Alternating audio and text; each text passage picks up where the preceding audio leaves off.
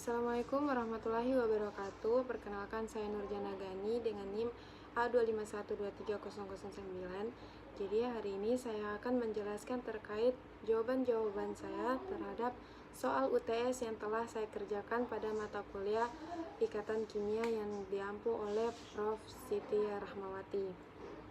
Nah, langsung saja di sini pada soal di nomor 1. Nah, ini adalah soalnya.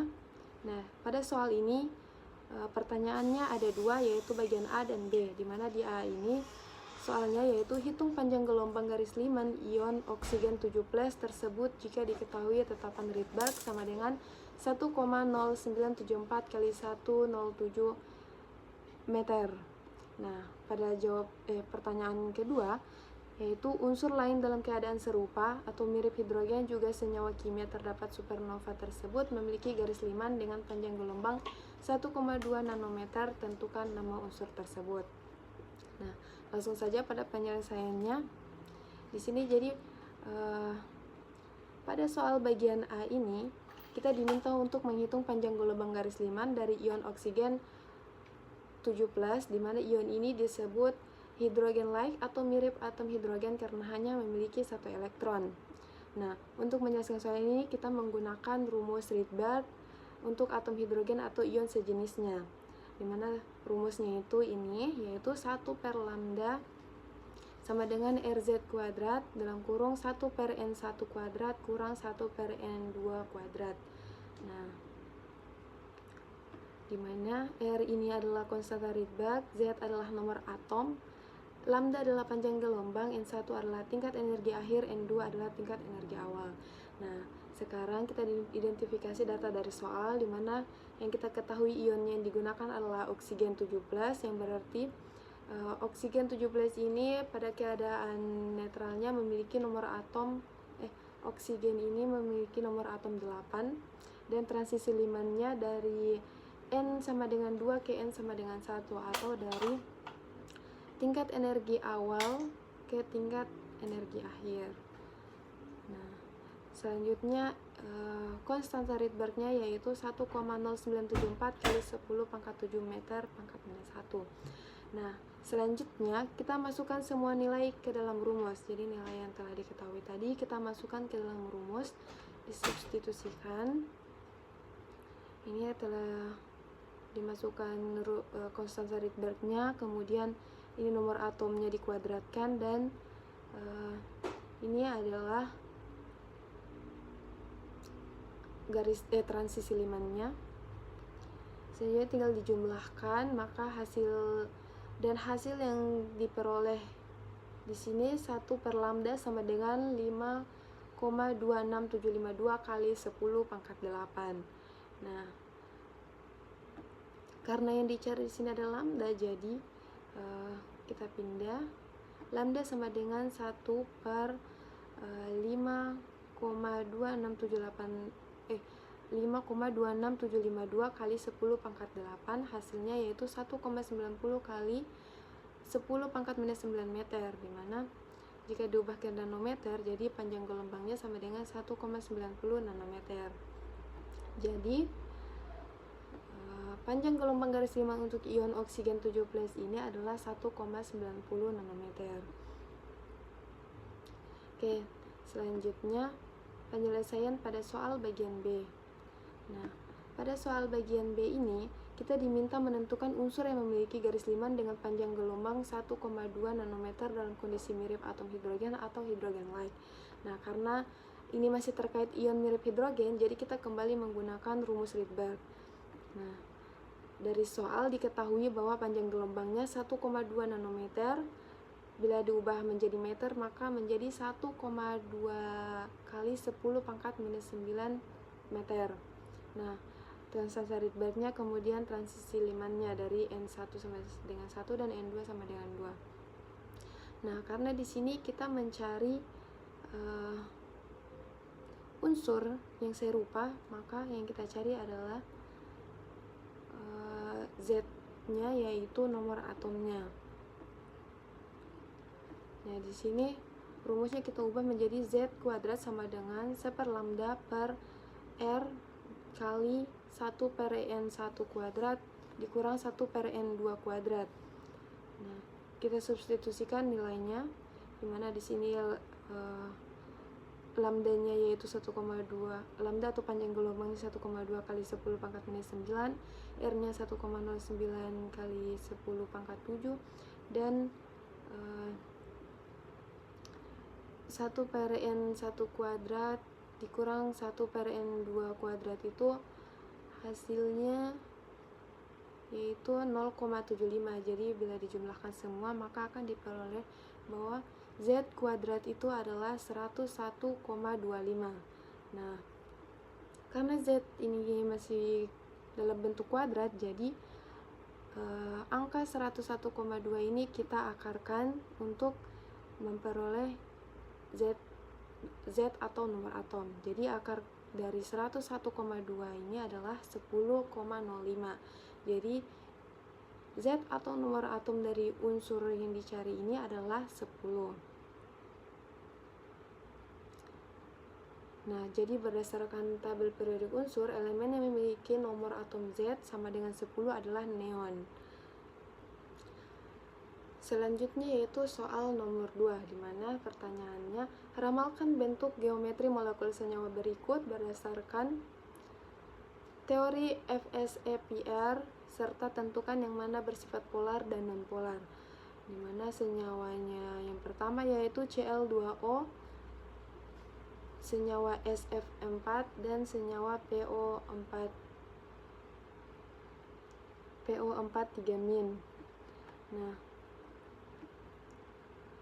di sini yang pertama kita bahas terkait senyawa Cl2O. Jadi untuk menentukan geometri molekul Cl2O menggunakan teori FSEPR serta menentukan apakah model ini bersifat polar atau nonpolar, langkah pertama yaitu menentukan atom pusatnya dulu, di mana dalam molekul Cl2O ini atom pusatnya adalah oksigen. Hal ini dikarenakan oksigen memiliki keelektronegatifan yang lebih rendah dibandingkan klorin, sehingga cenderung menjadi atom pusat. Nah, oksigen ini memiliki 6 elektron valensi. Nah, kemudian oksigen ini akan membentuk ikatan dengan 2 atom klorin. Jadi oksigen memiliki 6 valensi. Ini kemudian berikatan dengan 2 atom klorin. Nah, jadi dari strukturnya ini terlihat ada 2 pasang elektron bebas dan 2 pasang elektron ikatan.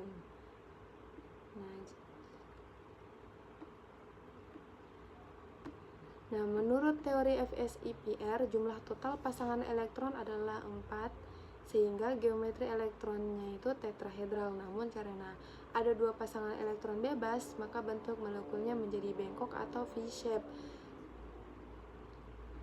Nah, karena bentuknya bengkok atau tidak simetris, maka resultan gaya tarik elektronnya tidak saling meniadakan. Akibatnya, molekul ini memiliki momen dipol. Jadi dapat disimpulkan bahwa bentuk Cl2O ini adalah bengkok atau V-shape dan bersifat polar karena tidak simetris. Nah, selanjutnya di sini senyawa SF4, di mana penyelesaiannya sama seperti tadi. Pertama, menentukan atom pusatnya dulu. Di sini atom pusatnya yaitu sulfur. Karena sulfur memiliki kemampuan membentuk lebih banyak ikatan dibandingkan dengan fluor. Kemudian menghitung pasangan elektron. Jadi sulfur ini memiliki 6 elektron valensi. Kemudian sulfur akan berikatan dengan 4 atom fluor. Jadi 4 atom sulfur akan berikatan dengan 4 atom fluor, berarti ada 1 pasang elektron bebasnya dan 4 pasang elektron ikatan. Nah, jadi jumlah total pasangan elektron di sini ada 5, 1 pasang elektron bebas dan 4 pasang elektron ikatan. Nah, sehingga geometri elektronnya itu yaitu trigonal bipiramida, di mana karena ada 1 pasang elektron bebas, maka bentuk molekulnya berubah menjadi sisau atau jungkat-jungkit.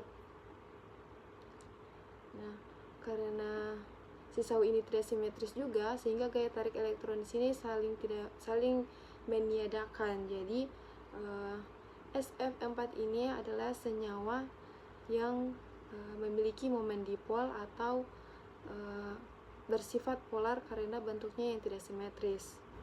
Oke, selanjutnya yaitu senyawa PO4 3-min. Jadi pertama menentukan atom pusatnya dulu. Di sini atom pusatnya yaitu fosfor, kemudian menghitung pasangan elektronnya. Nah, jadi di sini fosfor ini memiliki 5 elektron valensi, sedangkan setiap atom oksigen memiliki 6 elektron valensi. Karena terdapat 4 atom O dan ada tambahan muatan negatif 3-min, sehingga total elektron valensinya yaitu 32. Nah, elektron-elektron kemudian disusun sehingga atom P berada di tengah dan berikatan dengan 4 atom O seperti terlihat pada gambar. Nah, kemudian pada senyawa ini terlihat atom fosfor terdapat 4 pasang elektron ikatan dan tidak ada elektron bebas pada atom fosfor ini, sehingga geometri elektronnya menurut teori FSEPR ini susunan domain elektronnya adalah tetrahedral. Nah, karena bentuknya tetrahedral, maka senyawa ini bersifat nonpolar karena bentuknya yang simetris dan muatannya tersebar merata. Nah, di sini pada soal ketiga kita diminta meramalkan bentuk geometri molekul senyawa berikut berdasarkan teori hibridisasi. Nah, ada 3 senyawa. Yang pertama XeF4, yang kedua SF4 dan PCl3. Yang pertama yaitu pada bagian A XeF4. Nah, di sini atom pusatnya yaitu Xe, di mana Xe ini memiliki nomor atom 54 dan valensinya yaitu ada 4s2 dan 5p6. Dalam keadaan dasarnya seperti ini bentuk elektronnya. Kemudian saat tereksitasi, atom elektron itu akan berpindah dari kulit P ke kulit D. Karena dalam molekul XeF4 ini terbentuk 4 atom F pada satu atom Xe, maka 4 elektron dari 4 atom F itu masuk pada orbital 5p dan 5d. Nah, di sini 4 atom F itu akan masuk ke dalam orbital 5p dan 5d.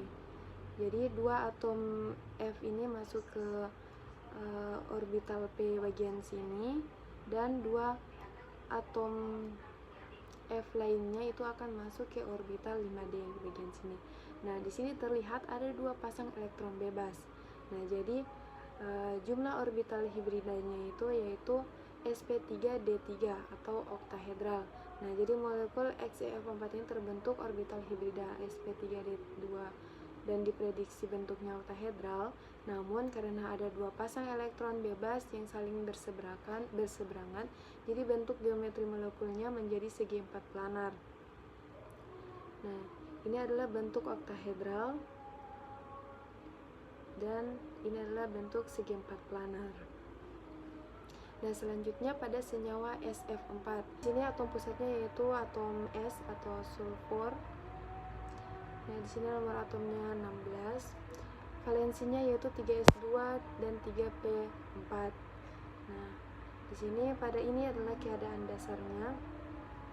Nah, karena dia akan berikatan dengan 4 elektron dari atom F, jadi 1 elektron pada kulit P itu akan dipromosikan ke kulit D agar dia dapat agar 4 elektron dari atom F itu dapat masuk dan berikatan. Nah, ini adalah kondisi hibridisasinya. Nah, karena dalam molekul SF4 terbentuk atau terikat 4 atom F pada satu atom S, maka 4 elektron dari 4 atom F masuk pada orbital 3p dan 3d. Jadi 4 atom F-nya ini masuk, dimana 3 atom F-nya pada kulit P dan 1 atom F-nya itu pada kulit D. Dan di sini terdapat 1 pasang elektron bebas. Jadi jumlah orbital hibridanya yaitu sp3d atau oktahedral. Nah, molekul SF4 ini terbentuk orbital hibrida sp3d dan diprediksikan berbentuk piramida trigonal, namun karena ada satu pasang elektron bebas di akuatorial, jadi bentuk geometri molekulnya menjadi sisau atau jungkat jungkit. Jadi ini adalah piramida trigonal dan ini adalah jungkat jungkit. Nah, selanjutnya yaitu PCl3, dimana senyawa pada PCl3 ini nomor atom pusatnya yaitu atom P atau fosfor dengan nomor atom 15. Nah, valensinya yaitu 3s2 dan 3p3. Nah, pada keadaan dasarnya seperti ini, dan karena keadaannya sudah memungkinkan untuk berikatan dengan Cl3 atom dari atom Cl, jadi tidak ada proses terjadinya promosi elektron di sini. Nah, jadi langsung saja, karena dalam molekul PCl3 terbentuk 3 atom Cl pada satu atom P, maka 3 elektron dari 3 atom Cl masuk pada orbital 3p.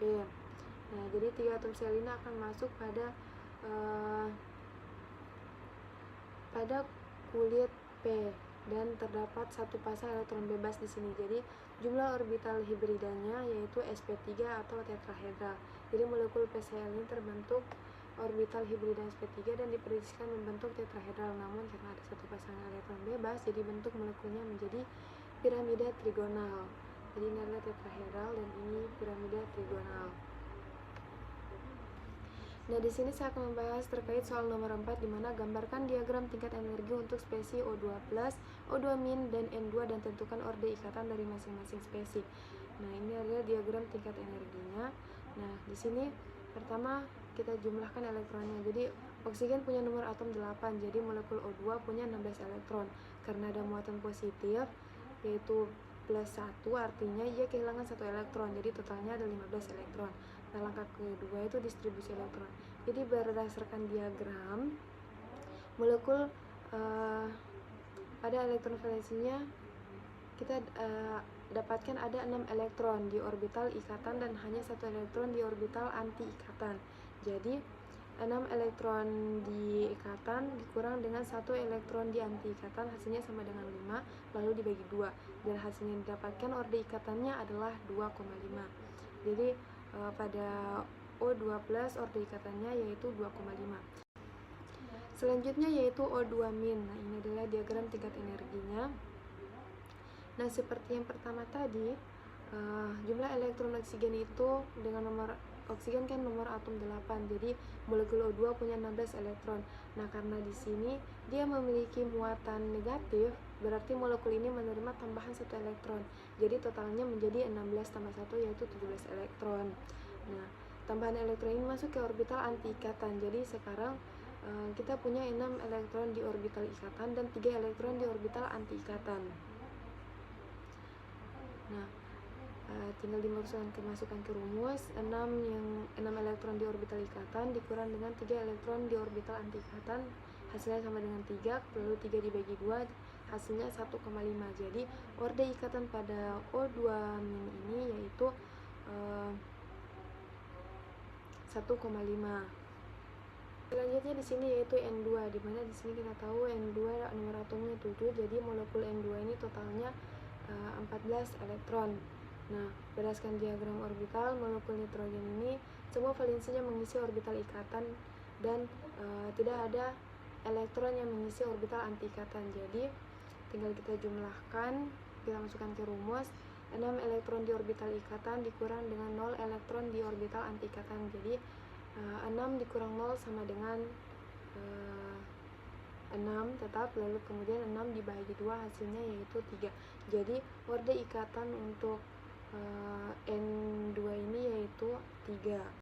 Nah, selanjutnya di sini saya akan menjelaskan terkait nomor 5, yaitu menentukan term simbol keadaan dasar atau ground state atom N dan O serta ukuran tingkat energinya, serta urutkan tingkat energinya. Nah, di sini saya akan menjelaskan pada atom N terlebih dahulu. Nah, pada soal ini kita diminta menentukan term simbol dari beberapa microstate, yaitu berbagai kemungkinan susunan elektron dalam orbital berdasarkan nilai M1 dan spin. Nah, semua kemungkinan tersebut telah disajikan dalam tabel. Nah, langkah pertamanya adalah mengelompokkan microstate untuk menentukan nilai L atau momentum sudut orbital total. Nah, dari pengelompokan diperoleh bahwa L sama dengan 0 dilambangkan sebagai S, L sama dengan 1 sebagai P, dan L sama dengan 2 sebagai D.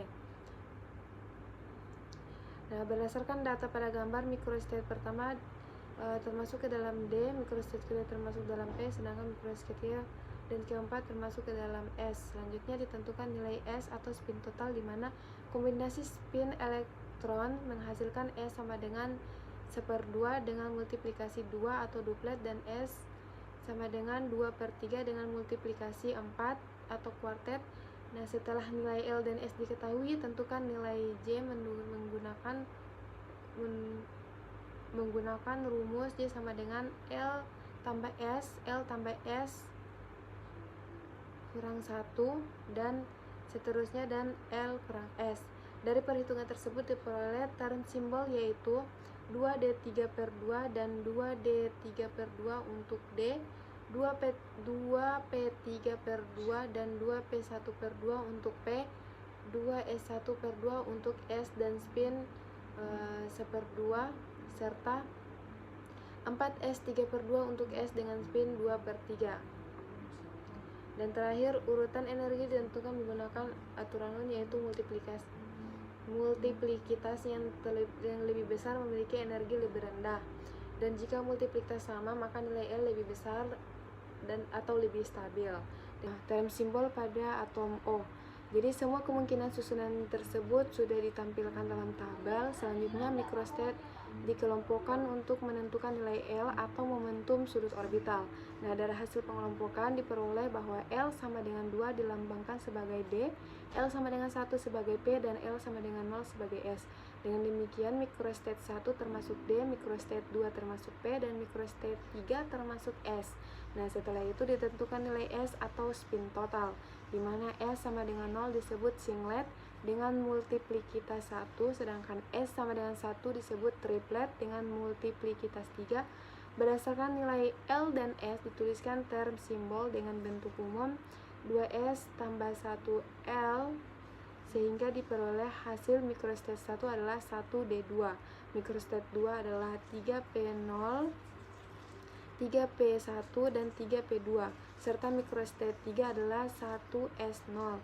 Dan terakhir ditentukan urutan energi dengan aturan bahwa multiplikitas yang paling besar lebih stabil atau energinya lebih rendah, dan jika multiplikitas sama maka nilai L yang lebih besar lebih stabil. Oleh karena itu, urutan energi yang diperoleh yaitu 1D2 lebih besar dari 3P0,1,2 dan lebih besar dari 1S0. Sekian dari saya ucapkan mohon maaf bila banyak salah kata. Wassalamualaikum warahmatullahi wabarakatuh.